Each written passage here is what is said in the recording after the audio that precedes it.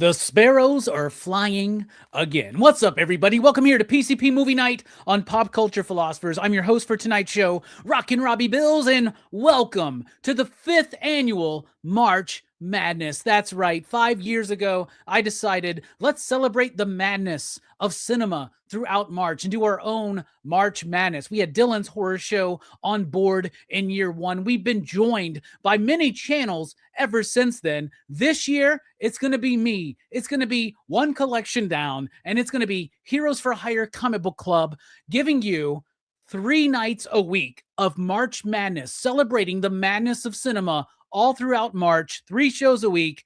It's a banger lineup. It's awesome, and we're kicking it off tonight with The Dark Half from 1993, directed by George A. Romero, based on a Stephen King novel. Very excited to talk about this one with the homies, including Jelani. What's up, man? Welcome to our 5th annual March Madness, bruh. Yeah, Station. So glad to be here, man. We're kicking off March Madness, and this is a crazy ass movie. So I cannot wait to talk about it. And I don't know. I'm a Gemini. I don't use astrological signs, but I know I have 2 halves, and both of them are evil. So watch out. You know what? That's the most true thing you've ever said on air here on Pop Culture Philosophers, aka PCP Movie Night. Thank you for being here, Jelani. We also got my brother from another mother, another participant in March Madness this year. I almost said Horror Fest. It's my man Fable from One Collection Down. What's up, homie? It is sort of like Horror Fest 0.5, right? Like before we get to the real deal. I also am a Gemini, but I don't know. My dark half is it's very small. I don't know. It is like a mini Horror Fest. March Madness is like a mini Horror Fest. And I was actually thinking about it today, and I was like, March to August, which is when we start Horror Fest, that's 4 months. From the end of Horror Fest to March Madness is 4 months, which means I can't go more than 4 months on this channel without just talking about horror movies or genre films, things like that. We just wrapped up Sci-Fi Fest, the inaugural Sci-Fi Fest, very much a success, I would say. Yeah. And we'll get more people involved next year. It'll be even bigger and better. But I'm very excited for the March Madness lineup, including The Dark Half. Now, Missing Link is having some issues with StreamYard. StreamYard's been kind of glitchy lately. Brooks is running late, so there are more people coming into the show. Ideally, we'll see what happens. This always happens to me during March Madness. I remember my show for Don't Torture a Duckling, and for a while, it was just me and Verno. And then, eventually Brooks showed up. And then eventually Jelani showed up at the very tail end or something like that, right? So This is just what happens when we invite the madness of cinema into our lives. Let's talk about The Dark Half. It came out in 1993. It was actually made and ready to release in 91 or something like that. But right after this film, Orion went through some major financial issues, and it took them a couple of years to kind of crawl out of that. Part of that, I don't know if it was at the time, but eventually they got swallowed up by MGM, right? And then swallowed up by Amazon. So that's why you can find this on Amazon Prime.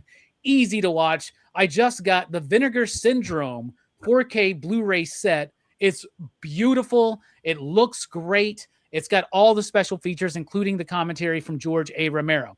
Now, you know that I am a George A. Romero fan, right? And I never watched this movie when it was first released. I do believe it was something that was rented by my mom back in the day, but I cannot remember necessarily seeing it, and I definitely don't remember it, right? And if so, it would be a very hazy memory. So I remember when I was getting majorly into DVD collecting, right? Right after I decided I was going to start collecting VHSs, and then quickly we changed over to DVD. So I started buying up DVDs, and I wanted every George A. Romero movie. Right? Because I'm a huge fan of Night of the Living Dead, Dawn of the Dead, Day of the Dead, which is my favorite actually out of those 3. So I love his work, especially the Dead films. I love Night Riders. There's a lot of his work that I love. So I was just snatching them all up.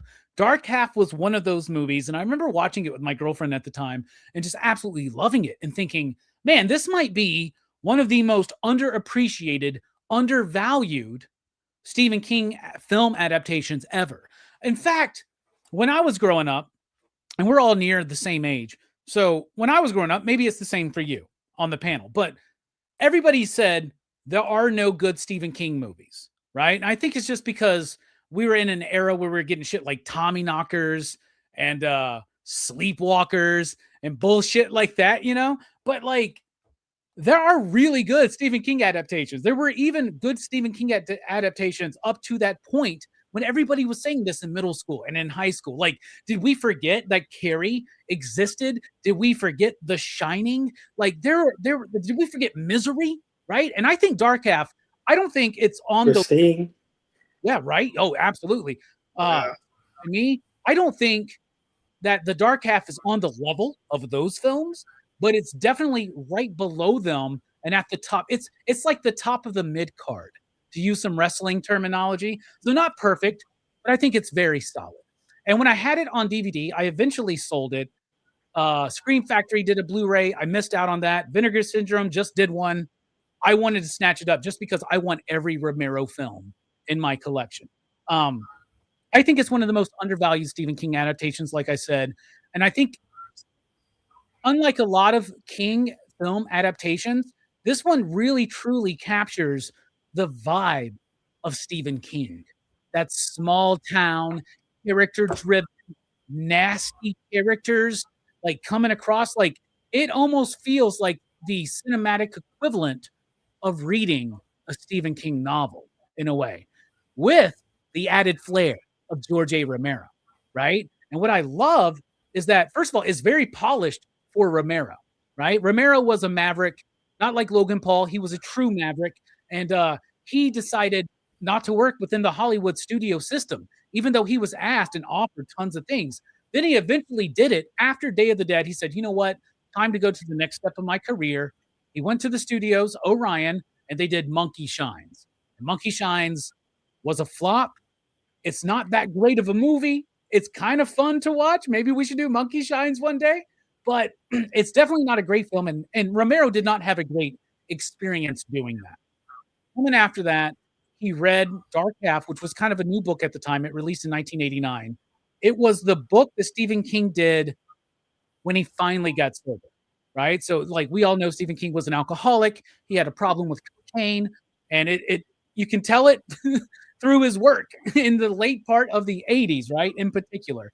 And here was the book, the story that really was written around the time when he was kind of coming out of that and becoming healthier and more focused and things like that. And it's also based a lot on his experience as writing as another person, as writing as Richard Bachman, right? He wrote different kind of novels and stuff like that. So it's interesting for its history there. But so George A. Romero read the book, really liked it. Stephen King and him go way back. They did Creepshow together. Stephen King goes, man, I'll make sure you get the rights. Easy, super cheap. Took it to Orion, who was under new management. He thought that, hey, maybe it's going to be different this time. It wasn't. And he never made another film after this movie. So George A. Romero technically did 2 studio films. I know a lot of us go, well, Land of the Dead was like a major release, whatever. It was still produced independently. So that's interesting. I like the film. I don't think it's perfect. I don't think it's the greatest Stephen King adaptation. It's not the best Romero film, but it's one of the most polished Romero films. And what I love is that even though it has that stamp of George Romero, his style and his sensibility takes a seat back to making sure that you're delivering a Stephen King story on film. Before we go on to the rest of the panel, Brooks has finally joined us. What's up, Brooks? How you doing? Like a song later, I had to deal with an evil clone, kidnapped my family. It was a whole thing. But was it Jim Carrey?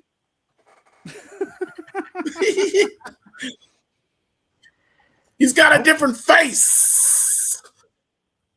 All right. Well, I'm happy you're here. We're still hoping that Steph gets his StreamYard issues worked out, because it's been difficult with StreamYard. But yeah, Pet Cemetery, Chad. That's another good one. Anyway, very excited, y'all. Jelani, Dark Half, what's your history? What'd you think overall? Well, this is my first time watching it. and I'm kind of mixed. It's one of these films that like I said, I had no real attachment to because I didn't know about it. I think it may have been on cable once or twice, like years and years ago, and I may have caught because I remember Timothy Hutton's face, like being all bandaged up and like bleeding. So I remember seeing something like it years and years ago, but I don't remember like what the context of it was. But watching this now, I have a lot of questions. A lot. Like, so he's got a dark half that's imaginary that came to life, kidnapped his own family, made him write a book so he could inhabit the body of his alter ego, or his alter ego wants his body. And no one goes to jail for murder. No one goes to jail for murder. This movie just ends. I'm like, so Timothy Hunt's going to jail, right? Like you're going to jail, bruh. Like basically your bloody fingerprints on the first crime scene. You should have been arrested then. There are a lot of layers to this movie where I'm just like, the crap? The what? It just there jumps in logic for stuff that just bothers me on levels. And you probably should have started with me because I'm mixed. Like I like the last 20 minutes of this movie, but even then I'm like the rest of the way I'm like, shouldn't you be in jail? Shouldn't your wife have left you? Shouldn't she have taken the kids? Like this whole time she's just a dutiful wife. There's a whole bunch of shit I gotta go through. There's like there are levels of what the crap this is. But it's kind of enjoyable. It's got its moments. It has, the special effects for the sparrows and some other things are very nice. The music is decent. It's got a decent cast. It's all right for what it is, but at the same time, man, bruh, if I had like 5 minutes of actual logic, that man's in jail. The first killing, he's in jail. And like, why did my imaginary? It was my imaginary person that did this. I'm like, bruh, yeah, you're going to jail. You're going to jail. And the sheriff sees that it's invisible thing, but he's got to be like, well, like 9 people are dead. You got to go to jail. So, I mean, who else is it? Well, you can't just say, oh, some sparrows just ate the guy that did it, and he's imaginary anyway. Well, to his benefit, Michael Rooker, the sheriff, doesn't want to believe the story. Yeah. But he is giving his main suspect like prime information about what's going on. He gives him prime information, lets him walk free, lets him do everything because his alibi is his wife. Man, it'd be cool if there would be like a twist where the wife was like, I've been fucking with you all this time. Something. I mean, he does have a few alibis because some of the murders took place in New York. So it would be kind of impossible for him to have committed those murders. Plus the phone calls and shit like that. They were witness to that. So, but they did play with the idea that he had a collaborator. So technically, it still should have been in cuffs. Yeah, he had 2 people working. It's a Scream situation. Yeah, so it bothers me. They're just on levels. And I'm like, so he's the collaborator then, and he's the other one. And you just saw the other one fly away with sparrows. So the end? It's a lot of work, man. I wrap my head around it. So that's all right. All right. Well, as you try to wrap your head more around this, and I get it. I understand everything you're saying because it's all valid. What about you, Fable? What's your history with this movie, if any, and what do you think about it? First time watch for myself as well. This is a movie that I was aware of, but just never got around to, and never really knew that George A. Romero and Stephen King were involved with it. I probably would have gotten to it a lot sooner had I known that about this film. But yeah, it was just something that slipped past me. Always intended to watch it, so I'm glad I got the opportunity now. And I agree with you for the most part, Robbie. I think this is a very enjoyable Stephen King adaptation. I think it's. I mean, I've never read the book, but I do like this movie. I like that it's not all in his head. I like that there's an actual other person in here, right? Like, because they have you thinking for a little while that he's just making this shit up, or he has dual personalities or something. You know, that's what I was thinking. Um, so I like that. I like it held me to the end, right? Like I wanted to figure out this mystery, what the hell is going on. So that's a big plus for it. I liked the George Stark version of him. I think he looks badass. With the I don't know what the fuck with the shaving shit that he always carrying, and the boots and everything, and You just talking his about look. the razor? Yeah. It's called a razor, Fable. This is razor. Okay, I thought that thing had a specific name. Oh, like a straight razor, razor, right? Yeah. So I like that. The only thing I would say is the ending kind of let me down. I'm kind of like the opposite of Jelani, where I was like gripped through the whole movie until the end, where I was just like, you know, he's still going to jail. Because if you're gonna hang this up on the cop and the wife saying, "Yeah, fucking sparrows took his body away to the clouds," it's like, yeah, he's fucking going to jail, right? Like, that kind of had me like, oh, come on. But you know what? I haven't read a lot of Stephen King books. I've seen a lot of the movies though, and I think why people say that they're not good, which I disagree with, because we just named more than 5 that are fucking phenomenal. I think Stephen King has a hard time sticking the landing in a lot of his shit. Like he comes up with great concepts. He's like a Donny Cates. Comes up with great concepts, but then it's just like towards the end, it gets a little fucking crazy. Like it, you know, like big spider. Oh, what is this shit? Fucking 13-year-old orgy. What? Yeah, What? you know. I shouldn't have said same that. Same thing here. Fucking sparrows. Like, like what? What? Canceled. Why sparrows? You should read Dark Tower and let me know what you think about that ending. Yeah, I gotta check out more stuff. But overall though, I did have a good time watching this movie. I think it is overlooked compared to some of the shit that I've seen that were adaptations that were like that get a lot more recognition. Like isn't that one with the fucking Green Goblin truck one of his?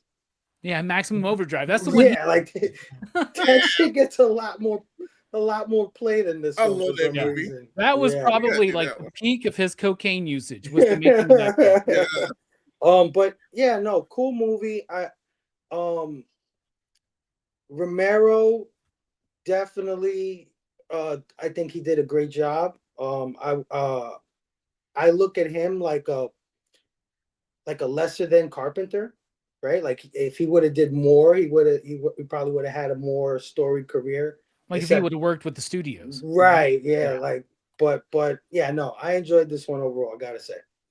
Heck yeah. Before we move on, let's welcome in from the land of Coney dogs and Ford cars and RoboCop and Wolverines. It's the Missing Link. What's up, homie? Oh man, we can't hear you. Damn. All right. Try again. I want to hear your thoughts, buddy. All right. Steph is here in spirit right now. Brooks, first time watch for you? Second, actually. I watched this movie earlier last year. My buddy David, like, he has a rental shop, of course, or he had one at the time.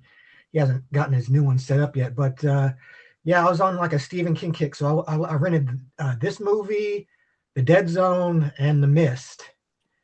And so, like, yeah, I'd seen it before, but like I'd forgotten a lot of like what happened in this movie. Like, this movie's a little crazier than I remember it being. But yeah, it's definitely a Stephen King movie. I wouldn't say it doesn't feel like a Romero movie to me, but I can kind of see like a little bit of his influence in it. But it feels more like a Stephen King movie than a Romero movie to me. Yeah, for certain. 100%, right? I think that's one of the better parts of the film, to be honest with you, is that it doesn't feel Romero. Like it does, because his flair and his touch is there. And I love the comparison you made, Fable, to John Carpenter, because what is John Carpenter's style? How about competent filmmaking, right? Like it's hard to describe that, because he's not like a Nolan or a Ridley Scott or a Martin Scorsese, where like that style is imprinted on every moment of the film with framing or movement or whatever like that. Like John Carpenter just makes films the way you make films, right? And George A. Romero does that too. One of the big things he does, because he started off doing commercial work in Pittsburgh, was cover your ass filmmaking is what he called it, right? He's like, get a lot of coverage, do a lot of like close-ups, mids, wide shots, get a bunch of like inserts, then I can put it together in post while I'm editing it together. And that's the genius of how Romero filmed. And to me, even more of the genius of both him and Carpenter is always doing it their way. But Romero had some issues doing it his way in this movie. And part of it was because of certain members of the cast. So I'm excited because I think this movie is filled with brilliant, undersung performances from character actors. So I got plenty to pull from. So Jelani, why don't you kick us off here on the panel? I'm gonna go with Reggie. I think her name was Reggie. That was the lady that was like the mentor for Timothy Hutton. Julie Harris. She's pretty cool. I liked her a lot. She did a pretty decent job. I liked her explanation and the fact she genuinely believed him. Like, I don't know. Like I said, there are a lot of characters that are just forgiving in this movie. And she feels like she's the most genuinely forgiving person, like next to his wife going forward, because she's able to sit down and talk with him and actually explain what the half is. What the I also get the sense that she's like high as fuck during this movie, man. Yeah, she's probably high as all the time. That ain't that's the finest weed in all the Shire. She does have that pipe. She was getting that pipe, bro. She was hitting that pipe, and I was like, yeah, I like you, lady. I don't know. She gives him the car, and she's like, I will present the car bill. If you wreck my car, I will present you a bill. I'm like, and then you see the car, it's like a freaking beetle bug, and it's trash. I'm like, if anything happened to this car, ma'am, you did it. This is definitely your problem. But, yeah, he should have wrecked that car. But on top of that, I liked her a lot, and I thought she was going to get killed the whole time. I was like, please don't get killed. I really like so did I. Yeah, it's really close to you getting killed because now he knows about you, and like I don't know them, but I guess he wasn't instrumental, or she wasn't instrumental in losing George Stark, like getting rid of George Stark, because everybody that was involved with that is dead, and it's just basically in horrible ways, horrible, gruesome ways, but at the same time, I don't know, she felt like, I don't know, a counterbalance to what was happening and a voice of reason in the film. And I liked her performance. So, yeah, I'll pick her. That's a good pick. In the novel, and by the way, Steph, since he's having some audio issues, probably going to be giving his thoughts in the chats. Everybody pay attention. I'll keep throwing them up on the screen.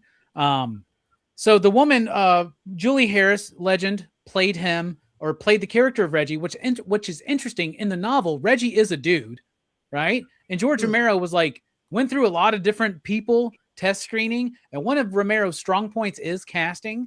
Like everybody in his movies, even some of the weaker ones, the cast is so spot on, dude. Like right, like it's so good. So he just cast her because he was like, she's going to really nail this character. So that's interesting. Nobody's claiming this movie's too woke because they gender swapped one of the characters, but it's woke.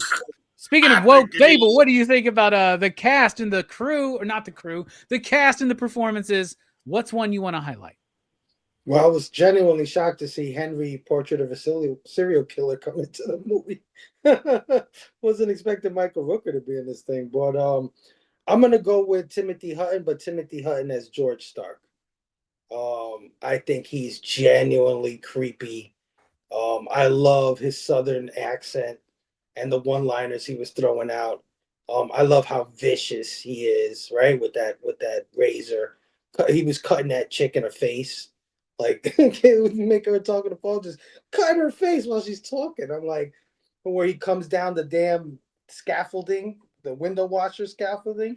Yeah. That was fucking bonkers. Dude, for 93, for a early 90s like studio film that they're expecting people to watch, it's pretty gnarly. Right? Yeah, a little bit, right? Yeah, no, I liked him as that guy. It was funny how just a little bit of makeup around the brow and can change Timothy Hutton's face like so dramatically. Like he looked like him, but then he didn't look like him. And it was really good makeup. And then when his face started getting gnarly and shit, I was really digging it. Like, damn, this dude, you know what I mean? Like I could see a part 2 with this guy coming back, you know what I mean? With those fucking zombie eyes and shit, and all that bubbles on his face and everything. He comes back carried by fucking birds and shit, puts himself back together. Yeah, no, I think, and it's such a juxtaposition to what he played as. What was his name? His regular name? Thad, right? Yeah, Thad. Thad, yeah, like Thad is all nervous, clunky. And this guy is cool, calm, collected, badass. So yeah, no, I like Timothy Hutton, but the George Stark version definitely had me all the way through. Yeah, it's great. It's Timothy Hutton, method actor. When he played Thad, it was fine. When he played George, though, he stayed in character. He had a separate trailer for his character of George Stark, and he trashed it. And he acted like a dick to everybody, and he would like blow up on them if they called him anything other than George or Stark or all this shit. George A. Romero, fucking very laid back fucking dude. Okay. Like if you know anything about George A. Romero, this is one of the most laid back film. That's another comparison to him and John Carpenter. Like these dudes probably just like fucking take some edibles, maybe do a micro dose and just get on set and like, hey guys. Yeah. Okay. And I gotta agree with Steph too in the chat where he said Alan Wake, which I just completed part 1 and 2, and it's also about like an author whose creations come to life kind of thing. So I was definitely getting those vibes from this movie. Hell yeah. So the Timothy Hutton shenanigans pissed off a lot of the crew. It pissed off George A. Romero. George A. Romero, like, dude, the commentary on the Blu-ray, that's like one of the best parts because he does not hold anything fucking back. And he even says like, no, once I got used to it, we came to an understanding and we worked very well together. Once I realized he was giving us a really great performance, because that performance is amazing. And like you said, very subtle shit in the brow and in the jaw, very subtle, but he looks almost like a different person, right? Like Introspect is saying, I'm not great with faces, but I wasn't sure if it was a different actor, if it was Hutton playing both roles. Right. And that's something that's really brilliant about that. And they wanted it to feel, they said they wanted it to look like he had a twin brother who had a very, very rough life, and that is kind of what it looks like. Speaking of a rough life, Brooks, what about you for cast? What's a performance you want to highlight? Well, he's not in a whole lot, but I like the guy who played like the blackmailer guy, the guy that basically tries to blackmail him. Robert Joy as Clausen. Yes. Yeah, he's like just like your kind of scumbaggy kind of guy. Like, it's kind of a Stephen King thing. He's good at making these characters that are just kind of like reprehensible. And like the guy kind of played off well because at first he he seems just like, kind of a fan, but then like, when it turns, like, he just becomes like this kind of this gross dude. And like I really loved when like, when he's talking to him and he he kind of drops the whole like, oh yeah, like George would probably like would have your balls for breakfast or whatever, and like he kind of like he looked like he's a little bit unsure of himself then, like but yeah, he was an interesting performance, I think, like just the kind of scummy dude. Yeah, I liked him. He worked with George A. Romero in a later film. Does anybody know what it is? Land of the Pet Dead. Cemetery? Oh, Land of the Dead. He's the dude that's a really good shot who's like half burned in the face in Land of the Dead. Yeah. That's right. Yeah, really good. Really good. Yeah, he's kind of slow. For my performance, I'm going to agree with Steph, man. I'm going to go Michael Rooker. Steph says Michael Rooker because shout out to Henry and Mary Poppins. I'm Mary Poppins, y'all. I love Michael Rooker in this role. You don't usually see him playing the good guy, the sheriff, anything like that. In fact, the studio, Orion, definitely didn't want him playing the good guy in this film. It had to take some convincing. In fact, George A. Romero wanted him to play Thaddeus. He wanted him to play Thad and George Stark. He thought that he could really carry that, but the studio was like, no way. He's just known as a bad guy. Right. And we can kind of vibe with that now because even today, most of us remember him from things like Henry, Portrait of a Serial Killer, which we'll be talking about here on PCP Movie Night and March Madness in a couple of weeks. And then also Walking Dead. He kind of plays a villainous character in that. Mallrats. He's the villain. He's the Lex Luthor of Mallrats. But also we know him as the beloved Yondu. Like the best version of Yondu there ever has been, y'all. And I love Jim Valentino as much as the rest of y'all. But let's get real, man. Michael Rooker really sold and made that role. But he's amazing in this film. So they didn't want him to play the main guy. And he had to really strong arm and kind of convince them to allow him to play the sheriff. And you don't usually see him in this role. Another great one where he's the villainous type character in a small town setting is... what's the James Gunn movie? Slither. He's so good in Slither, man. I love Michael Rooker. It's just when he's on screen, there's something about his delivery and his voice so powerful, so impactful. I absolutely love it. Wasn't he in Walking Dead too? Yeah. He was Daryl's brother. Right. Yeah. A lot of people don't remember that, right? It started out like they were the brothers or whatever. It was Daryl and Merle. Yep. There you go. Jillian remembers that. Let's talk about the style and structure of the film. The style, I think it's shot and edited rather masterfully. Like I said, just like John Carpenter, as you were alluding to earlier, Fable.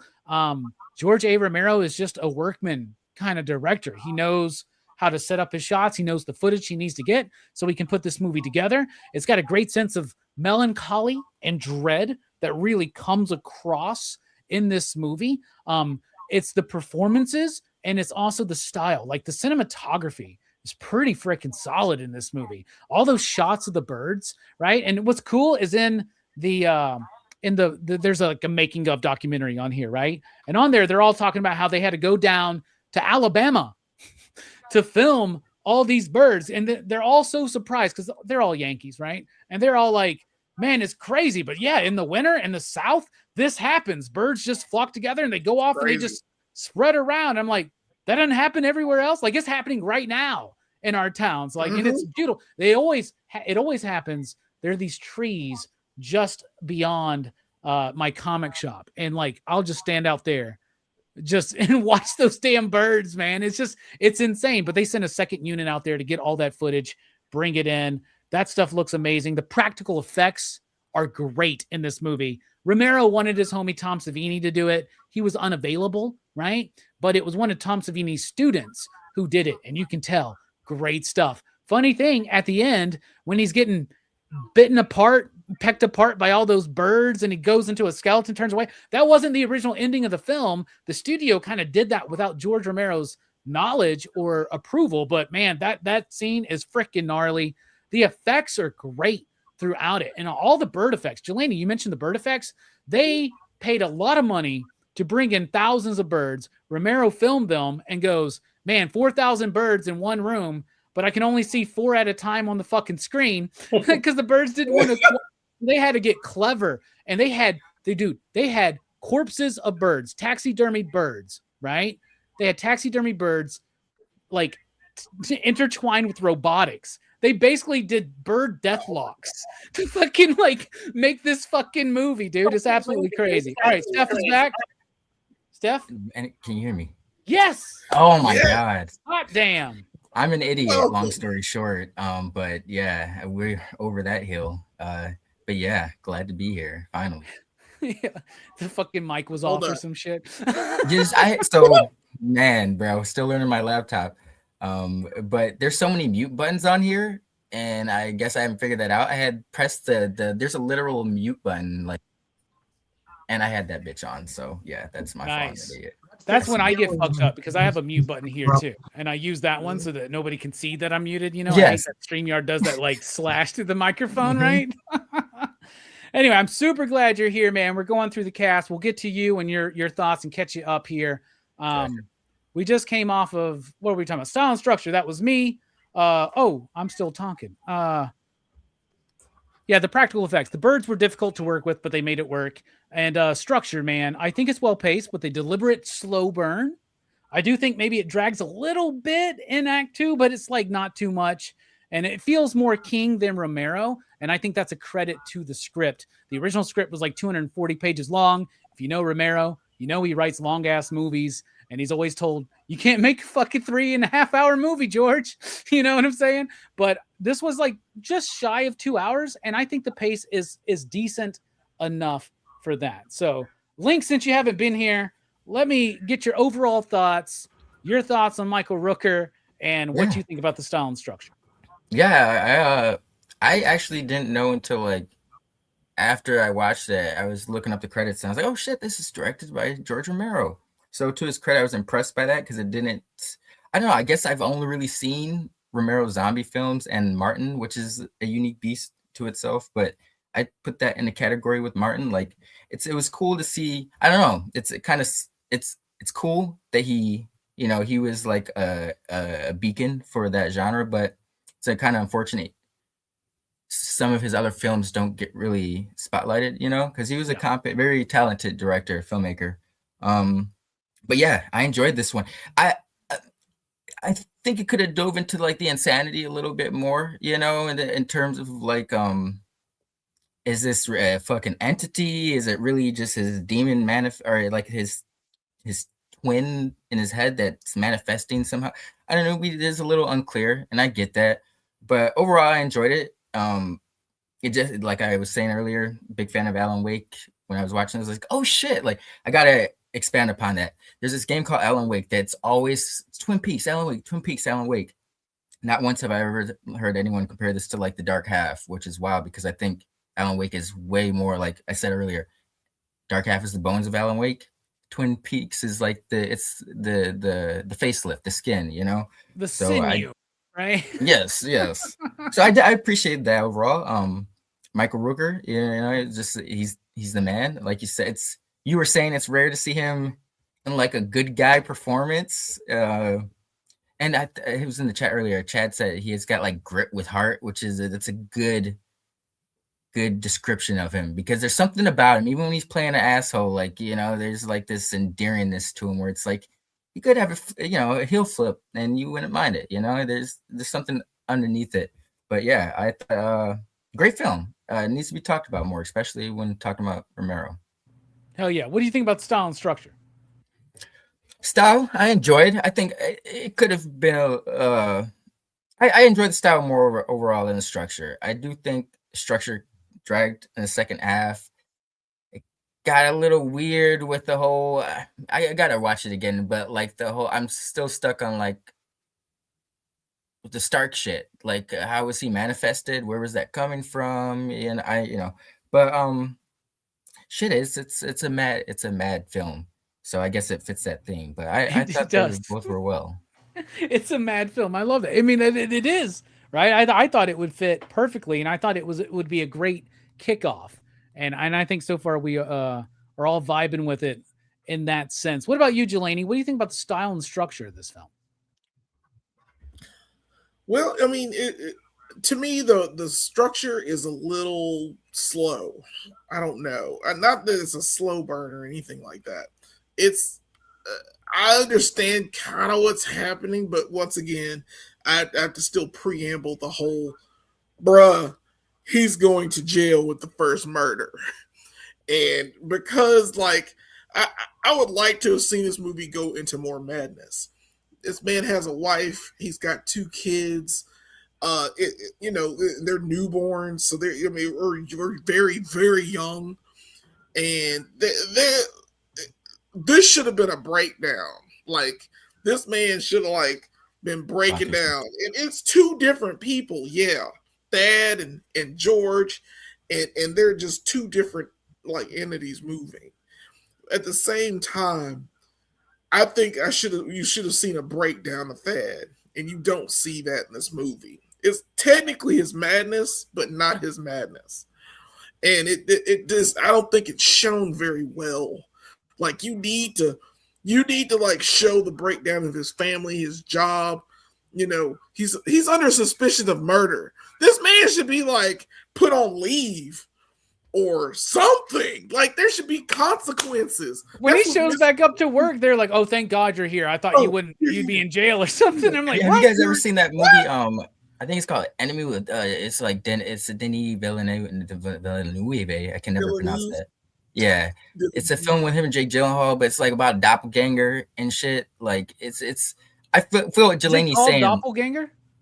No, it's not called. I think it's called Enemy, but it's about doppelgangers or lookalikes. Okay. But I feel Jelani on that, in that, because Stark is fucking. It looks like him, like you said, had a rough ass life, but you can still see maybe that guy just did some crack over the weekend or something, Right. But we don't see those physical comparisons really interlacing with his life, or really no one. I mean, people kind of question shit. Yeah, and they accept she that. Talks like his wife. His wife talks about George, and as he's talking about George, she's just calmly sitting there. You're kind of mean, you wish you were a little better than me sometimes when you're not George. And I'm like, what the fuck? This is part of me. She should be traumatized because when he turns George on, some shit should be going down. That's why he got to go to that cabin to do it. You know what I'm saying? I got to be in this cabin to be George to write these books for the weekend. Yeah, and cut people's balls off and eat them for breakfast. That's what he needs to do to put in his story. So was he doing? This is the funny part. Was there an entity that was just out there doing this shit? That would have been a better concept too. There's a George out there, and George has been doing some bad things to write these stories. He telling on himself in these stories. And that would be great. You know what I'm saying? Oh man, they're these 23 murders, and we don't know why this is going on. Oh crap. And he's bad. He's a bad, stupid killer. Why'd you say 23, man? 23,000. It doesn't matter. I'm curious, man. I'm just saying that's one of the numbers in Lost. I'm just curious. I wonder, we're all connected, right? It's very interesting. Just very interesting to me. It's also Michael Jordan's jersey number. I don't know if you knew that. Robbie, I hate to tell you this. Lost is trash. Why did I Lost even will always be trash. Brooks, I walked right into. I just pet the cat, Brooks. Yeah. Abel, what do you think about the style and structure of this film? I'm not done. Go ahead, Johnny. I'm sorry. Go ahead. Style. I got style. The structure is what it is. It's slowly paced, and the end just goes too fast for me. The structure, the whole style of it looks great. I like the makeup. I like the way George looks with the chin and the bandages and blood. The sparrow thing that I know, but it was taxidermy robot birds that makes it more awesome. Call them Deathlock birds. That sounds so much more badass, doesn't it? They're Deathlock birds, bro. That's what they are. They're birds. Bionic corpses. They're bionic corpses. They're just around and moving. We've given them life. Yeah. It's freaking wild. There should be a movie about the people who did those special effects, playing God, like Frankenstein. Yes. They accidentally make a bird that's freaking alive. And then we get the birds too. But at this time, that's what Birdman should have been, starring Michael Keaton. That's what Birdman should have been. Yeah. But the structure is fine. Style is great. I think that I forgot the kills look good with the razor blade. Especially the guy. I like all the kills with everyone. The couple, the way they die is so cool. Yeah, he was toying with her, like get on the phone slash. Yeah, the one thing I can criticize is the blood. The blood that comes out of Timothy Hutton's head as he's writing and he's like gets sick, or as George is writing and Thad is bleeding, and then also the scar that's on the side. Now the scar looks good, but the blood is black or something, and it's not blood, and it doesn't look like motor oil. Yeah, motor oil. It's one of the ways you keep an R rating. Right? It's probably what it is. It's probably one of those ways to keep an R rating, kind of like in comic books with black blood and shit like that. Because this movie's got some gory shit in it, man. You know, it really does, dude. So it has to kind of like lean out of some things. All right, Favor, what do you think about the style and structure? Style, I dug it. Like you guys said, I like the effects, the prosthetics, the makeup, all that stuff is great. The Sparrows also done pretty well. I like the small town feel of it, right? It's supposed to be Maine, which is a Stephen King staple, right? Maine is like it's Castle Rock, actually. Right, in fact, Michael Rooker's character is the same character Ed Harris plays in Needful Things. Oh, really? Yeah. Oh, shit, I didn't even know that.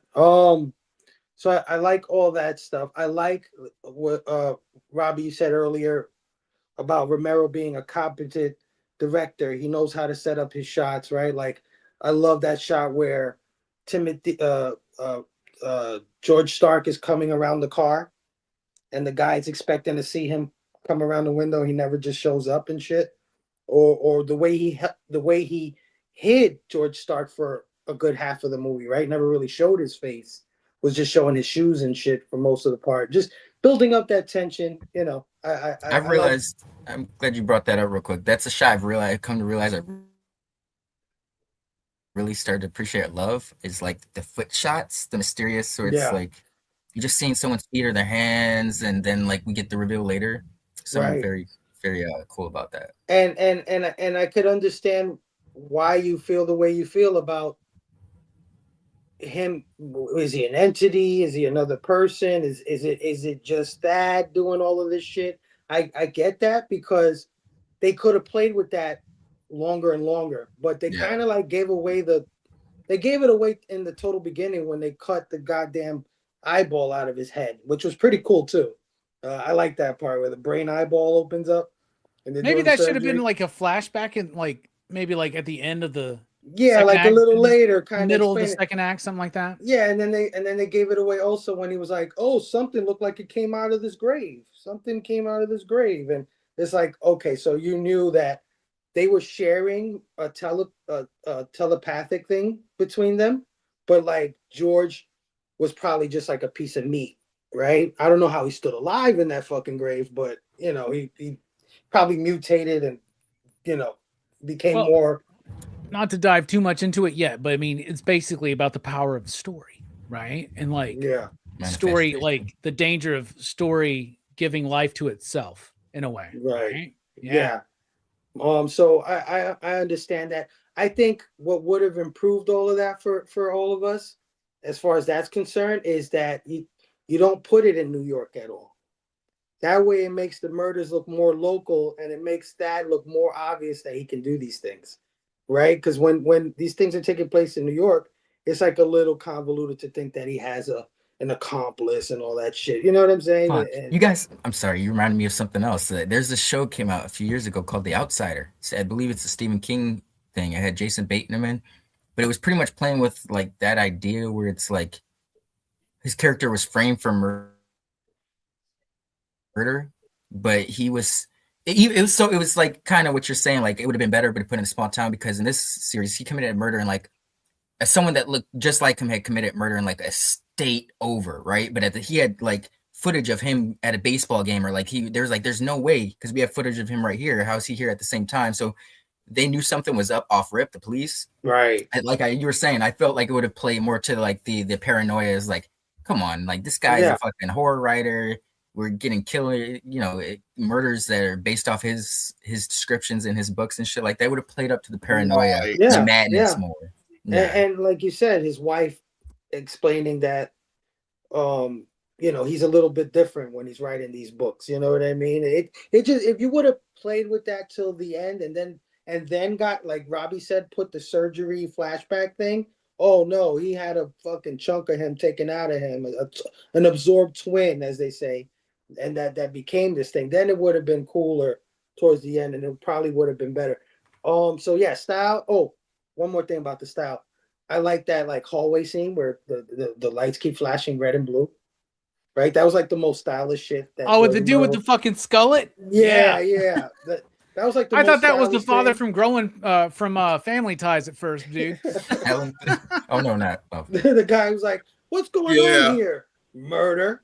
But yeah, I think that was the most stylish thing Romero did in this film, and he didn't really carry that through anywhere else, right? So yeah, style. I dug the style. Structure. I was hooked. I wanted to know what was going on. I didn't feel like it like drug or any way that had me like taking out the film. Yeah, there was some nonsensical shit like we just all talked about.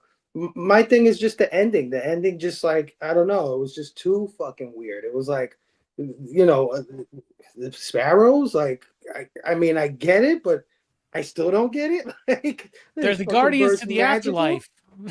They're frozen Alan Wake, bro. They're like those shadows in the movie Ghost that come after Patrick Swayze and shit, man. Yeah, but they're just like regular fucking animals. You know what I'm saying? Like, as everyday sparrows, all of a sudden they're supernatural and shit. So like that last shot too, when they take his soul away, it looks so bad. Yeah. Oh yeah, back then it probably was on fire though, but yeah, it didn't age well. Even back then, George Romero said, "Why the fuck are they going up? He's supposed to be going to hell, not heaven. What the fuck?" They're like, "Well, we fucking already did it, dude." Yeah. I would have been more satisfied had they caught George, and everybody could have seen that it was just another guy, right? But that's just me. So yeah, no, style is good, structure is good. It's not great, but it's good. All right, Brooks, what about you, man? What are you thinking?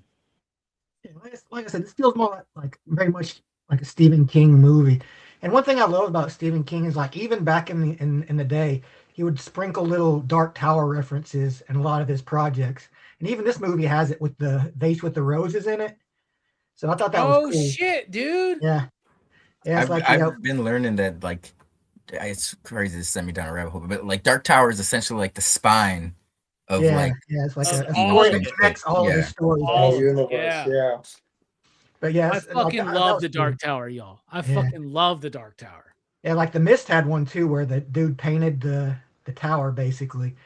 But I thought that's fun. It's like a fun little thing, that he like even back in the day before he completely finished the Dark Tower, he was dropping these little Easter eggs and his stuff. But like this movie is like very much Stephen King. Like Stephen King can be a little bit self-indulgent at times, I think, especially with his characters. Like he loves writing characters that are writers. And like, this one feels like, it's more centered on that, the fact that the guy's a writer is like a big aspect of, it kind of drives the story. But yeah, like the movie, like, another thing Stephen King does really well is like, he can have something like ridiculous, but like make it feel kind of realistic, but it like kind of veers into silliness over time. And this movie does that a lot too. It's like, it feels like, kind of almost like a murder mystery at first, like, oh, maybe it's just like in his head or something. But then when you find out, oh no, it actually is like, the tumor has somehow come to life. And it's like, oh, it's silly, but it's still fun. Like, if you know Stephen King, like, you kind of expect, that's just par for the course. I did think it's a little bit ridiculous that, his brain has like an eyeball, a nostril, and a tooth with a cavity in it. Did he even say something about an ear or some shit? Yeah, like an ear. I like how he takes the tooth. Like one nostril but no nose. This motherfucker's walking around like Voldemort, dude, if they don't find that shit, man. Did Morrison get the idea of Phantomex and Ava from this shit? The whole immune system outside the... Well, Ava was like an external and second external brain. Okay. Yeah. Yeah, there are a lot of Morrison ideas in this film, though, that I want to dive into later. Yeah, like I did like this is I think this is one of the better Stephen King movies. You know, it's a bit silly at times, but you know, it does at its core, it does have like, you know, that kind of dark foreboding thing, like, you know, the whole concept of like, you know, if your dark side, like, you know, manifested itself physically and started like, you know, committing crimes and you got blamed for it. That's kind of like, you know, a scary thing. You know, it's Jekyll and Hyde, man. Jekyll and Hyde. Yeah, it's like Jekyll and Hyde, but you don't transform into him like he's out doing it. Like, and he can, well, I guess he couldn't kill him, but because he needed him. But you know, like the idea that, you know, your dark half is not like inside of you, but it's like another guy running around. Yeah, it's external, right? Yeah. Have you read the book? I know you've read some King. This is one of the ones I have not read. I haven't either. It's the one he did right after Tommyknockers, which was not very much well received. Yeah, Tommyknockers is not one of my favorites either. Like, yeah, and Tommyknockers is like at the peak of his substance abuse and shit. And Dark Half is the book that he was getting clean while he was working on. And it was the book that took a while to come out. So some say it's the last book he did before he got clean. Some people say it's the first book he did after he got clean. So I'm just putting it together and saying this is the book he did while he was getting clean. It makes a lot of sense if that's the case, because what's his name again? That is, he doesn't drink, he doesn't smoke, he used to drink, he used to smoke. And it's like, I guess his bad habits manifest in and the Richard Bachman reveal had just happened. Just like a few years before that, maybe a couple years before that, right? So like right before Running Man the movie came out. That's like 87 is when the movie came out. And so the reveal, I don't remember when the reveal happened, but like this movie or this book came out in like 89, right? So like, yeah, the movie came out in 93, but like I said, it was delayed by about 2 years. So yeah, it's right there. This is, I don't know. It's interesting. I haven't read the book either. I have it, obviously, and I'm doing this journey through Stephen King. I just started it, so we'll see if I get to Dark Half. I'm very excited to read it. I hear it's very much structured like the novel, like straight up. So I think that's cool. I'm very excited to talk about the music in this film. It's done by a man me and Fable know very well. His name is Christopher Young. He was the composer of Hellraiser, for instance. Hellraiser is beautiful. Like Hellraiser. You can hear it. You can hear it in this like eerie whimsy that's throughout the score, right? I think it's beautiful. I think it's elegant. I think it works perfectly in conjunction with the visuals and the performances to enhance that moody atmosphere. Like I said, it's eerie. It's whimsical. It feels, you can tell it's Christopher Young when that shit starts. That theme is good. That slight piano, the swelling of the strings, it just builds up. And this is not how they were doing horror movie scores in 93 necessarily. I think the music, I think the best parts of this movie are Timothy Hutton's performance and the fucking music. Like the music itself gets 5 fucking you digs. You can listen to it on its own. It is beautiful. It is mystifying. It is elegant. It is clean. And it is so fucking eerie and atmospheric. It's Christopher Young. It's not as good as Hellraiser, but man, is it fucking good. Jelani, what do you think about the music in the film? Real quick. I'm sorry. The Elvis song being used for George Stark's theme and his slight Elvis look. I just wanted to say I like that too. Yeah. All right, Jelani, go ahead. I'm sorry. Yeah, he's like a rockabilly, kind of, sort of, and he's got Andrew Dice Clay gone the wrong way, man. Clay. Hey, that rhymed. I'm a poet, and I didn't even know it. Oh, it's. I like his car too. I forgot about the car. The car is the shit. I don't know. High tone son of a bitch. Yeah, bruh. I was so shocked that they were able to pull that off on the back of a car and nobody said anything, but it works out really well. I love that. And he bought a car. I love that not just did George Stark get manifested, but a car fucking manifested. But a car came with him. Like, okay. Or see what I thought it was. He was always there. And one day he used the George Stark money to buy a car, and it's close. That's what I was trying to balance out. Anyway, music. Dude, they should have done that. They should have done that where like he bought the car. Like Thad bought the car. And so they already have the car now that's like registered for him. Like, right? That would be neat. Yeah. And it makes total sense. And I'm like, yeah, we saw this black car and it's registered in your name. And they're like, what? Well, they're remaking the movie right now. They should call us because we know how to we know what to do. Like, we know what to spruce up, what to add, what to take away. They need to holler at us, man. Let's go. And freaking Stephen King will be mad as hell. He'd be like, it's like The Shining. Like, I'm like, because I'm not Kubrick. Doesn't matter. Music's great. No notes. I'm good. You can play it. You can play it at a Halloween party and be like, and have the suspenseful action in each scene. Each scene is layered to each musical note. If it was from the guy that made Hellraiser, I completely understand. No more notes. Hell yeah. And honestly, if you do something cheesy like host a murder mystery at your place, which by the way, I kind of want to do now. I just thought about that. Like I never thought like hosting a murder mystery. Like I think that would be really fucking fun. That would be like the equivalent of being like a D&D nerd, right? Though, like I'm having to like put together a story, giving envelopes to everyone. That sounds really fucking fun. That's a good idea. I think this is a perfect score to play during that murder mystery dinner that I would be hosting possibly in the future. What about you, Fable? What do you think about the music by Christopher Young? I know you're a fan, dude. I'm so excited you're here. Yeah, I am. I to be honest, I probably wouldn't have paid too much thought to it, even though I did notice it. But I think I noticed it because I saw Christopher Young's name in the credits in the beginning of the film, and that just perked my ears up. You know, violin, the chimes, shit like that, in this movie, and and they were good. They were good. Not as good as Hellraiser, but really good. Where I'm like, man, I wonder why Christopher Young never like got that name. You know what I mean? Like Danny Elfman. I think Danny Elfman takes a lot from Christopher Young. Just my opinion. I don't know. I feel like he kind of like riffed on his style a little bit.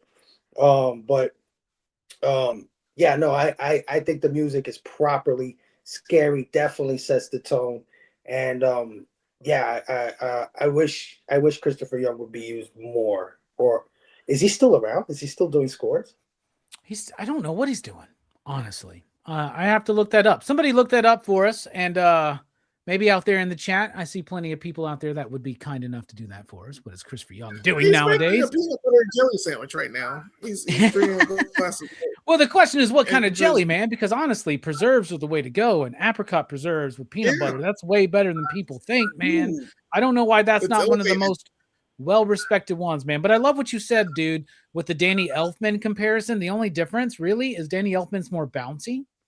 He does the bump, he takes more of the Christmas bump, takes right? more of the Christmas theme, where I think Christopher Young does that, but his is more like, I don't know. It feels more like Universal Monster. It feels older, in a lot of ways. But the thing is, so it's like minor keys, right? So you got that kind of eerie quality, but it also feels grandiose, right? It feels like very big and operatic at times, but then very small and soft. Yeah, very light. And I love it. Same thing in Hellraiser, dude.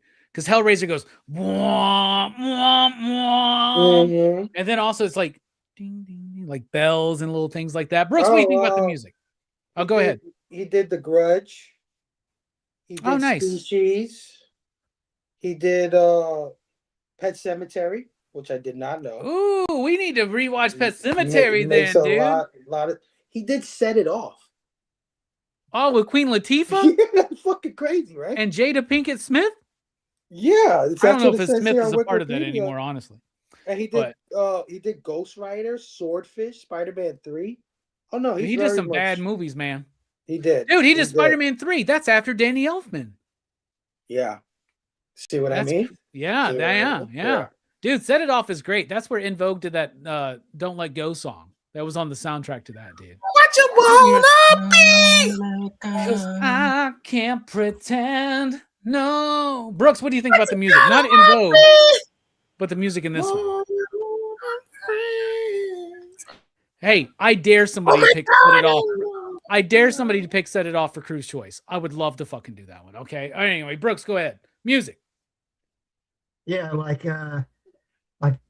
didn't I didn't know it was done by the Hellraiser guy, but at first, it feels kind of like your typical kind of whimsical soundtrack.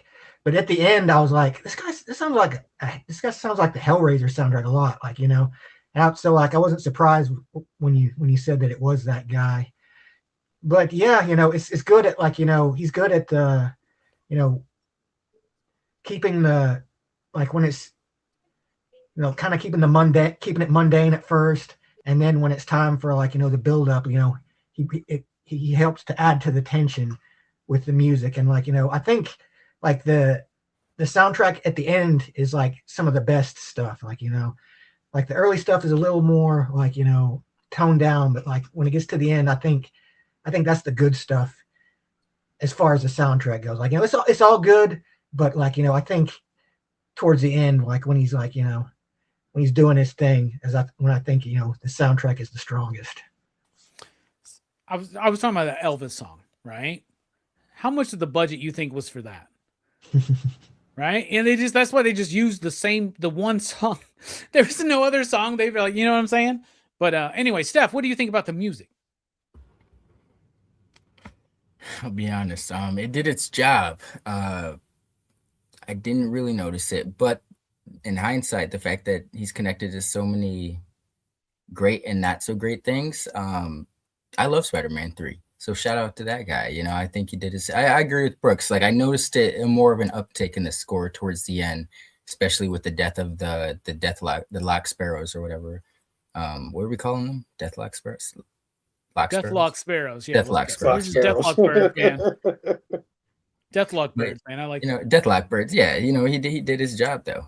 Yeah, shout out to that guy. Dude, I like Spider-Man 3 too. It's way better than those Andrew Garfield films, man. Yes. And I think it's better than all three of the Venom films, in my opinion. Of which I think the best Venom film is the third one, as fucking weird as that might sound. Yeah, I love Tom Hardy as an actor, but there's something about him and his New York accent that I can't dig. He got too fucking specific. He's like, this is a certain family in a certain neighborhood in New York, and this is their accent. I'm just going to go with it. All right, music's great. Let's talk about the theme. Can I just say one thing before we move on? You'll like this. He did Freddy Part 2. Oh, Freddy's Revenge. That's a great one. Yeah.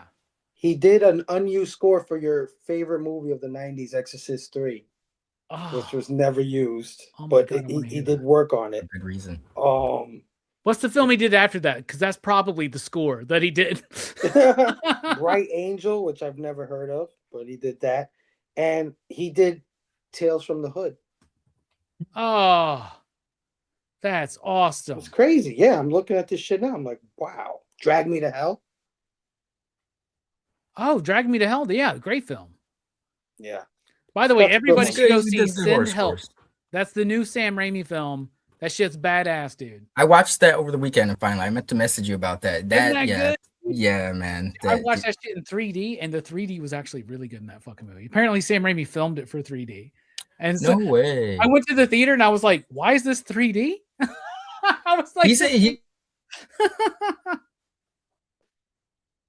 a director that I always give he's a big enough name where he could cash out and just be doing paychecks, but it's stuff like this. This was even though there's a budget behind it, I'm sure he utilized his budget quite well for this movie. This is almost like indie movie for Raimi in a sense. Nightshade, welcome. N. King was revealed to be Bachman in 1985. That's actually perfect, man. Yeah, that lines up perfectly. Yeah. Can I ask you guys a question? Because I had trouble with that. Is that a thing?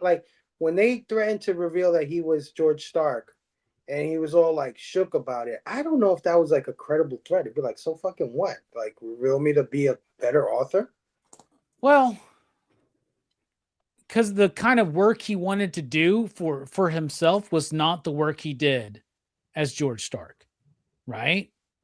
It was sleazy, it was dirty. It's like Hollywood directors that work in porn or do shit like Red Shoe Diaries and come up with a fucking fake name. You know what I'm saying? Because they're they're slightly ashamed of it, right? I say own it.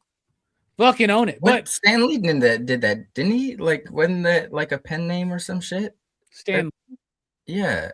Oh, his name is Stanley Lieber. Okay. Yeah. But the big Stan Lee should have been revealed as being like not writing most of his fucking scripts.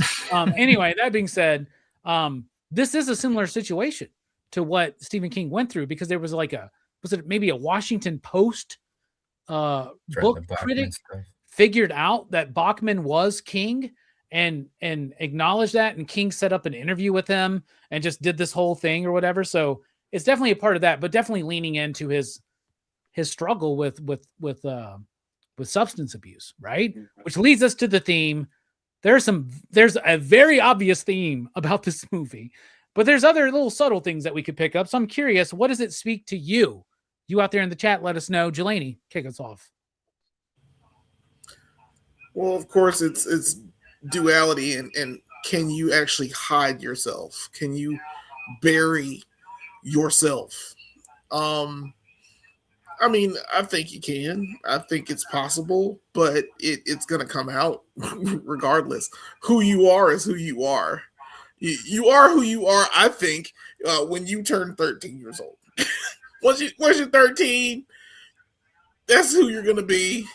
The foundation is laid out. The foundation is laid. You know the basic stuff. Past that is just, extra. But at this point, when you get your head cut out and you find out that you have like a tumor in your head and it manifests into another being, that's kind of weird. I would not do that. I mean, I would have had that removed or lobotomized myself somehow. I don't know. I don't need that kind of drama if I'm going to have my dark half be that way. Be a like drinking, smoking, Southern not gentleman. That's basically. He's from Mississippi. Mississippi's the state that makes Alabama look good. Bizarro, Alabama. Yeah, that's what we say down here to make ourselves feel better, right, guys? Yeah, that's pretty bad. In fact, ours is like our slogan is "At least we're not Mississippi." Yeah, but recently Mississippi's so actually leapfrogged us. Getting the W on us lately. Yeah, the crazy thing, they've been leapfrogging us on things like education and shit like that. I'm like, God damn it, man! Mississippi's dabbing on us, bro. Why can't we be in a cool state like Michigan or New York, man? This fucking sucks. We could move. Let's just move all of PCP. Let's all of us. Let's all of our friends. We're just gonna move somewhere. We're gonna move up north. Let's go. It is hot trash here. I couldn't handle the fucking cold up there, man. I couldn't. I'm sorry, man. So much work. It was like 85 degrees this weekend, man. It was awesome. Yeah, it's fucked up. It was like hit 40 here like a week ago or something after being extreme cold. I was like, no, not that bad. That's pretty warm. I can't deal with that shit, man. Nah, ain't no way. Jelani, did you finish? I'm getting distracted tonight, man. I'm sorry, man. I think I hit the pen too much tonight, man. What's going on? It's okay. I'm good. Fable, what do you think? What's this movie speaking to you? I can't add too much more to what Jelani said. I would say the same exact thing. I would say embrace your bad quality, whatever you consider bad quality. You can't run away from it.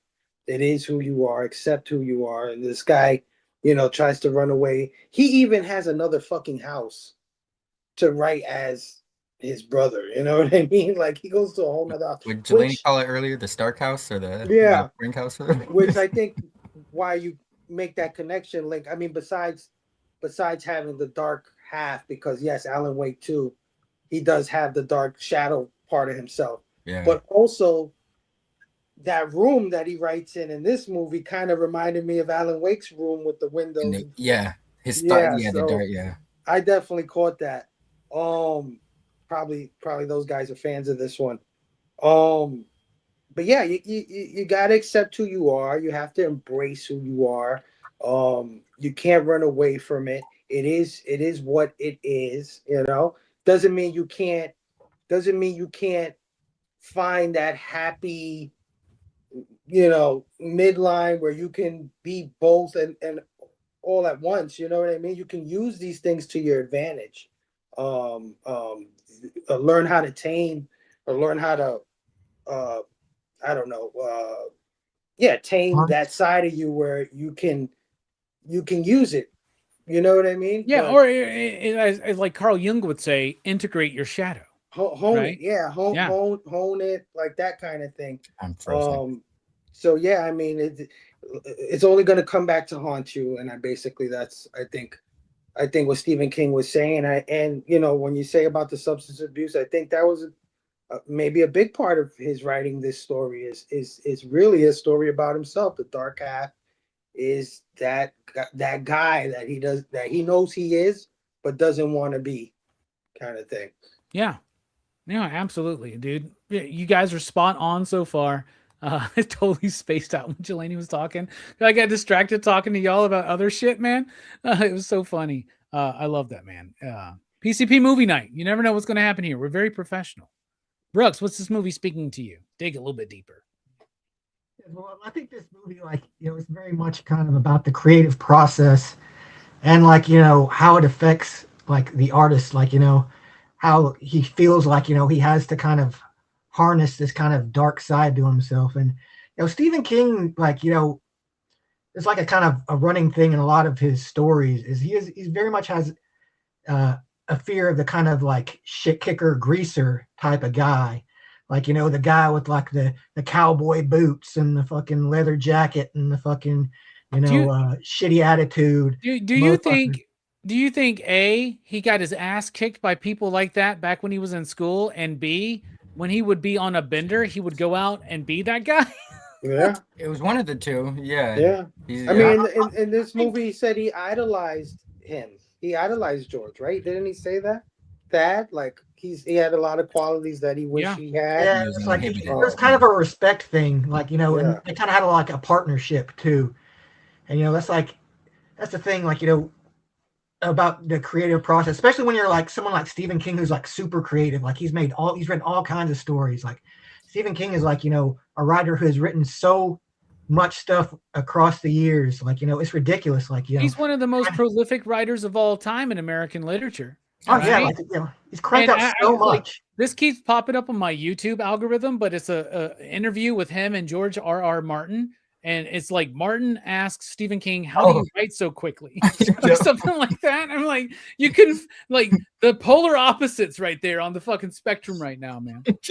Yeah, it's crazy. It's funny because I've been looking into R. Martin lately too. And it's another topic for another day. But comparing him to King, yeah, it's crazy. How lauded certain people. I'm not saying he's not a good writer, George R. Martin, but like Brooks was saying, King just pumps shit out and does not stop. He still does a book a year, right? It's ridiculous, man. It's also kind of the Epstein files. Stephen King, he feels like a danger also in the process as well. Getting sucked too into your world, the world you're creating and the characters you're creating. This idea that he creates a character and he becomes that character in a way. So it's the creative process it has a dark half, I guess you could say, as well. Yeah, absolutely, man. Well said. Steph, what about you? What you sitting on? Yeah, I to all you gentlemen have said previously, that definitely duality. I think it's speaking on people not wanting to acknowledge or embrace their dark halves, or when stuff like that does pop up, they're just no, that's people are fragments, we're aspects of so it's everything is a part of you. It's just what you're willing to indulge in or give into. But the core of everything is there in everybody. That darkness, or the potential for darkness. And some people try to bury it, like in Thunderbolts movie, you bury it really deep, and don't acknowledge it. Or every politician. I'm definitely guilty of that for sure. That's human. I think a lot of people are, bro. Like, and that's, you know, it's human. Yeah, people have to realize we're, you know, we're all capable of some shit like that, and you have to acknowledge the darkness in yourself, so you don't, you know, maybe you can quench that before it becomes a serious issue, you know. But I definitely think it is speaking on a duality and the darkness that humanity tends to try to like very really deep down not acknowledge. But yeah, God damn, I love you guys, man. You really know how to dive deep into a movie. You are truly pop culture philosophers. I'm proud of every single one of you. You have surpassed me. I'll tell you that. All right. Just piggybacking on what everybody else said here, it's about the duality of human nature. That's very obvious, right? It's Jekyll and Hyde, right? Whether it's within or without. And what I love about this movie is that it is about within and without. So that's interesting to me because it deals on that idea of repression and obsession for me. You guys have touched on it already. He's repressing this dark half. At first, he's embracing it. And he's allowing it to have a life, right? Whether the bullshit about no one the twin, died, honestly, and no one died. Yeah, but honestly, we don't even need the bullshit about the twin, the tumor twin in the head. We don't even need that because I think the story is powerful and fantastical enough to work with just him creating this through his art, right? Right. I'll touch on that in a second, but it's about the obsession with art and his creative process, like you all were talking about. A separate place, a certain pencil, certain things to be in a certain thing, right? So there's an obsession there. There's the repression, though, of compartmentalizing that aspect of himself. That works for only so long. Then he tries to basically bury it. And that's where everything really erupts, right? What I was talking about with the obsession and basically having a certain type of pencil, a certain room, whiskey, cigarettes, smoking, drinking, the typewriter, right? From when he was a kid, all of that together, it creates a magical ritual, basically, right? It's like anybody who like meditates or practices any kind of like Buddhism, Catholicism, you light candles, you go to a certain place, you see certain imagery, that puts you into a certain headspace, right? That's what he's doing with the George Stark stuff. This is an early example of something that in the more esoteric circles is referred to as the hypersigil, right? And that is an idea, the hypersigil is an idea coined by Grant Morrison. And the Invisibles is the first appearance of a true hypersigil in fiction. But I think other fiction predates this, and that obviously Grant Morrison is influenced by a lot of shit. The idea is this: a sigil is a statement of intent turned into a symbol. And that sometimes maybe has some kind of magical or psychological property that helps you achieve a goal or achieve a result in the world, right? Absolutely. A hypersigil is a series of connected sigils. And what Morrison kind of went into with the Invisibles is the idea of putting himself into the work. So the character of King Mob in the Invisibles is Grant Morrison. It is a stand-in for Grant Morrison. And what started happening was Grant would write the character to do certain things that Grant had already done. Or Grant would write King Mob to do things that Grant hadn't done, and then Grant would go and do those things. And then what eventually happened was things that happened to the character happened to Grant. Supposedly, allegedly, whatever. But the idea is there of art affecting reality. And it all goes back to things like, what are the first sigils in human civilization? How about cave paintings? Yeah. The idea that we go out there and we draw on caves, humans hunting bison, killing bison, being victorious. You visualize it. And still, yeah. You see it, and then you do it. It's like the 10 Commandments. So let it be written, so let it be done. Right? When you really commit to an idea. How many of us just take all the esoteric occult bullshit away from that? How about this? Anybody who plans out their day, you're more likely going to do and accomplish everything you want to do in that day than if you didn't plan out your day. Right? If you just in your head think, oh, I got all the stuff I want to do, you ain't going to get all that shit done. But if you write it down, you're more likely to setting it. Yeah. You're kind of so putting the it idea into that, yeah, the idea that putting something down and taking it out of your head and into this world can actually affect reality.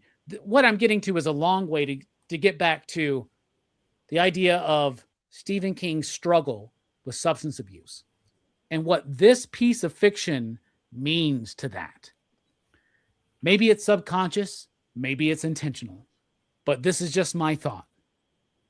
I think there's a lot of people say this is the first book he wrote after being sober, or it's the last book he wrote before he got sober. I think it's the book he was working on while he was getting sober, right? Yeah. But the idea is this. I think, so the idea of the hypersigil, fiction becoming reality, that's in the story, honestly, right? That's why George Stark comes to life, right? Is because it is something that has been created. It is an entity that has been created by the will of Thad, right? That's why it comes to life. And then there's all this gimmicky shit about like the tumor and all that. So it makes sense to most people. However, what if the true magical work of this work is that Stephen King wrote a story in which his dark half, the part he did want to exercise, because I do believe that you need to integrate your dark parts, understand them, bring them in, but there's certain parts of that don't work. Addiction, shit like George Stark, like those behaviors, not very conducive to like being in a healthy life. What if this is Stephen King writing a story in which he, that is a stand-in for him, exercises that demon from him in a story so that then it happens in reality? So what if it's a meta-textual story that actually has a meta narrative that actually affected the real life of Stephen King? Think about that. What if? I don't know. I'm really high. I'm really high. But that's where I'm vibing right now, man. That's how I'm feeling. All right. Now it's time to rate the film out of 5 possible. Basically, the idea of that then is it all starts with the story you tell yourself. Think about the narrative you're spinning about who you are and what your life is. And if you don't like where you are in your life and at certain aspects, change your story. Change your life. Yeah. You're right. Anyway, we're about to rate this film out of 5 possible, you digs. What would you give the dark half? You out there in the chat, I want to see what you think. Jelani, kick us off here on the panel. This is like I said, this is still a mixed bag for me. Like, I'm sorry to wrap up. It's the wrap up. I mean, I like the last few minutes of it, but like, oh man, bro, you going to jail for murder? They're gonna take me for the babies. Like a movie. What if the way the movie ended is like, dude? Imagine the sparrows take George's fucking soul to the fucking afterlife or whatever. Everybody fucking sees it. The birds are flying. It's beautiful. The music's swelling. It's getting nice. And then like Timothy Hutton's looking up. He's smiling. He's happy. All of a sudden he hears a click. He looks back and Michael Rooker's got this motherfucker in cuffs. He's like, I'm sorry, bro. Sorry, bro. That could work because he had those dazed out moments a few times in the film. So the studio made him give it a happier ending. So I'm very curious. I bet the book has the more darker ending. So I'm very curious about that, actually. Huh. Yeah, and he's just like in Bud Brown in prison. It just works that way. It's just the way it is, bro. I'm gonna give this movie a 3. I mean, I have to watch it again to like totally be sure I would like it further. But it was mid at best, and not a bad mid. It's just mid, and it's not like Stephen King's other stuff. Like definitely not a Christine. And I don't know why we didn't mention this. Freaking Malignant is basically almost this, but not this. Yeah, with a Giallo twist to it a little bit. Yeah. I revisit. Yeah, with a straight Giallo twist. Exactly. So the first time I watched *Malignant*, I hated it. The second time I watched it, I really liked it. So I hated it until the last half of the movie where she starts murking everybody in the fucking police station. I was like, "Whoa, what is this?" And that's awesome. That's awesome, though. I still love the movie because of that. Yeah. I hated it at first, but still loved that scene. And then I saw it the second time.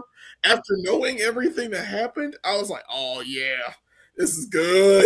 This is really good." So that's better than this. I will say that. So I'll give this a 3. All right, I think 3 is very fair for this film, Jelani. What about you, Fable? Where are you sitting? Well, first of all, I gotta write something down. I'm going to be a millionaire.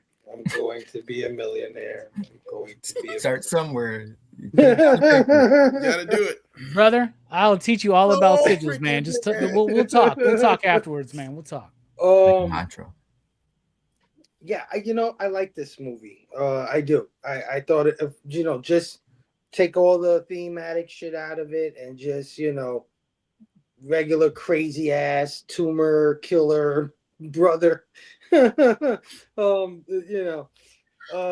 only thing I'm let down by is the ending. And you know what? In the beginning, I was let down by the ending because I thought it was just dumb, like fucking sparrows and shit, and him flying away into a cloud and shit, and not really exonerating Thad, right? Because I'm with Jelani. It's like, you're still going to jail, bro, because Michael Rooker is not. Someone's got to answer for this. Yeah, he's just not going to help you, dude. He's going to be laughed out of the precinct. Michael Rooker's going to be like, it was a goddamn book spirit. It wasn't, book spirit. They took him away by birds. You're going to jail, bro. And they're firing Michael Rooker.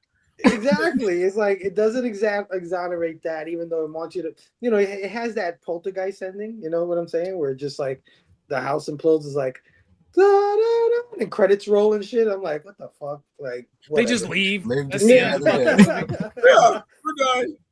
They go to a hotel, take the TV out. That's actually funny as fuck, dude. I love that bit. It worked in Poltergeist. It doesn't work so much here. But now that we've had this conversation, now I feel like the ending betrays the movie because his other half is taken away. And we were all talking about reconciling with our dark half. We were all talking about trying to acknowledge it and not run away from it and use it to our advantage. And I think now that I think about it, it's not just the fact that some dumb sparrows came and took him into the clouds.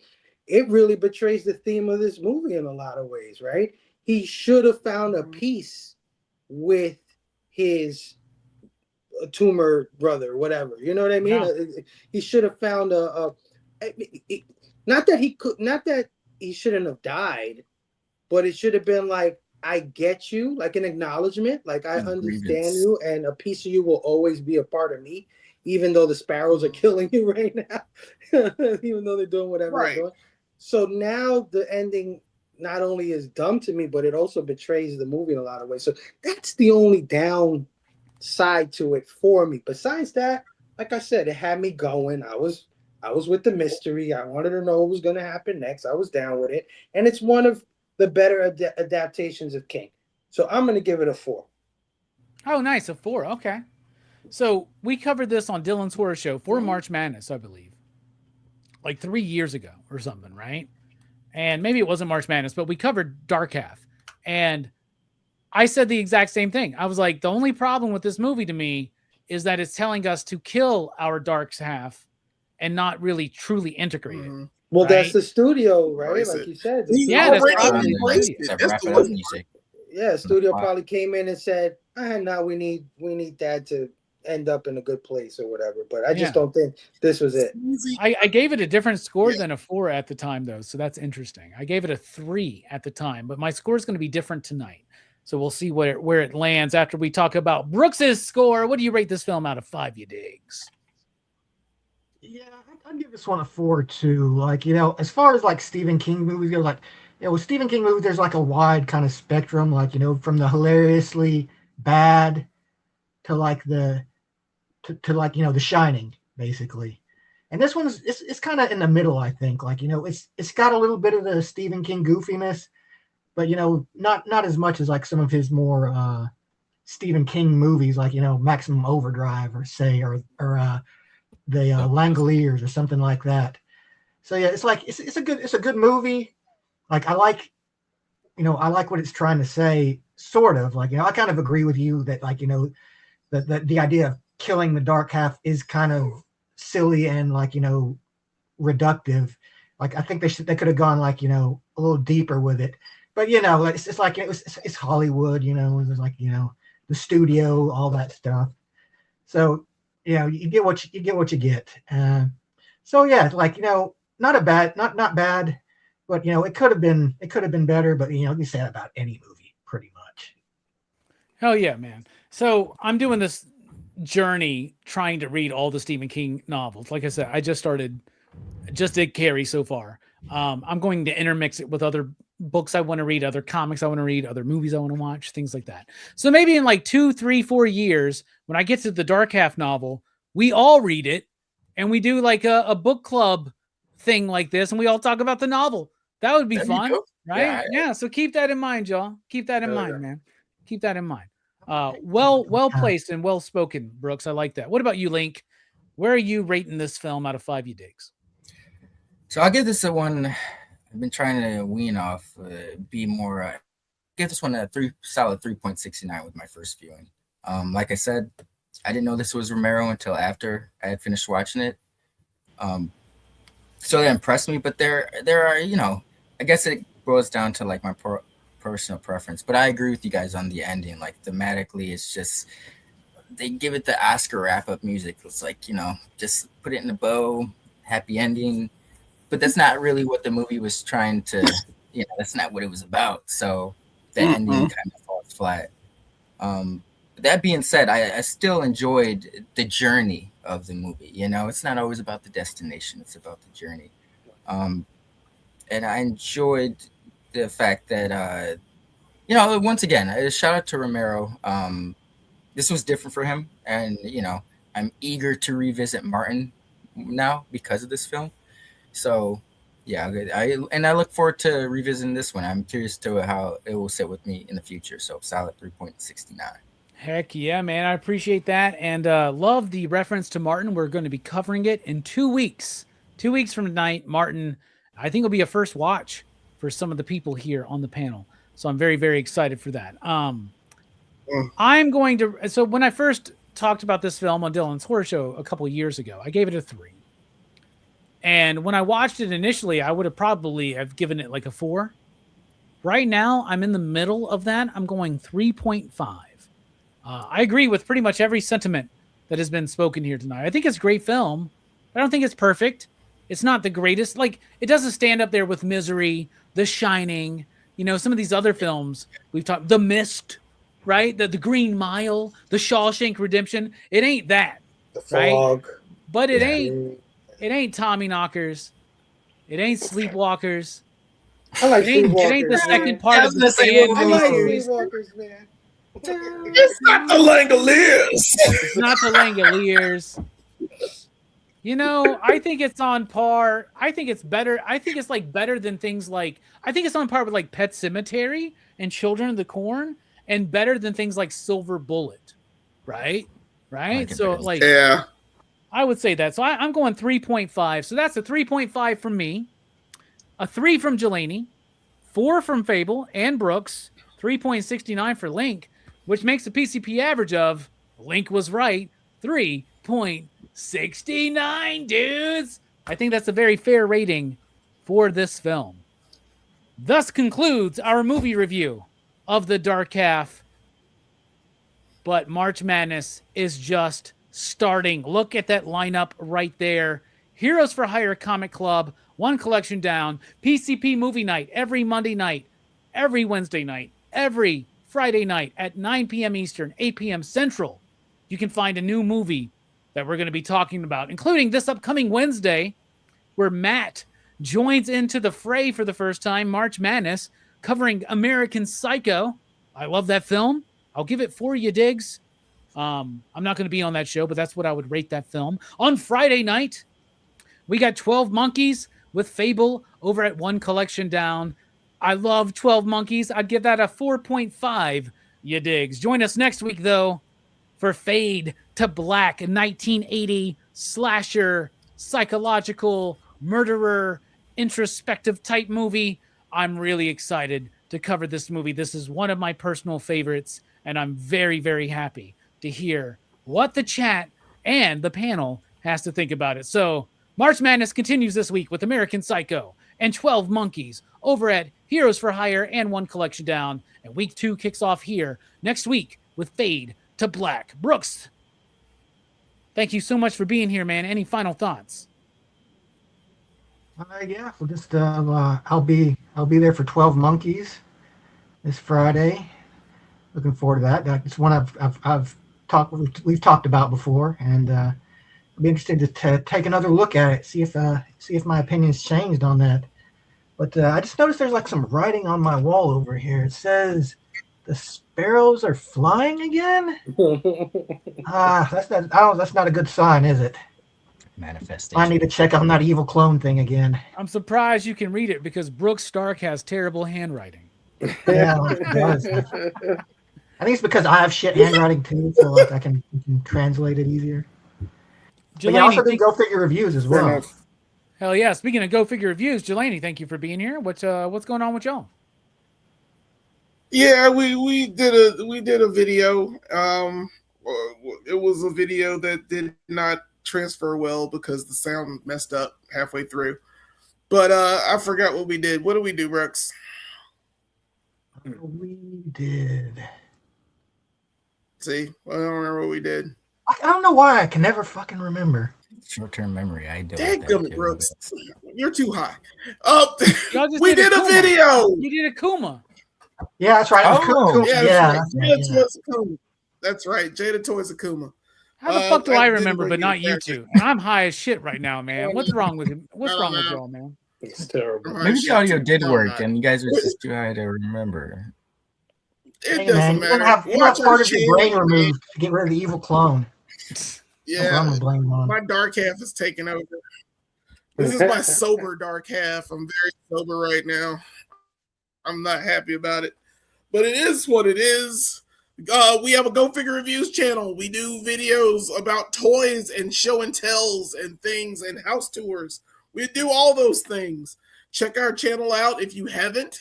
We really appreciate you watching us. Thank you. Yeah. Go Figure Reviews.